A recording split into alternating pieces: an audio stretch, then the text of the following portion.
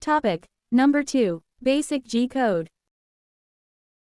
What is G-code? G-code is the most widely used computer numerical control (CNC) and 3D printing programming language.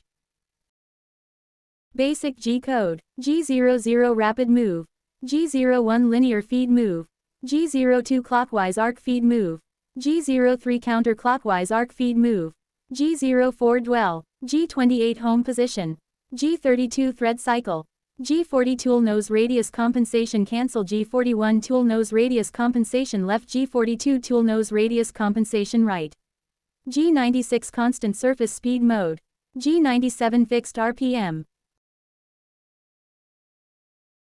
Next topic: program header and program footer.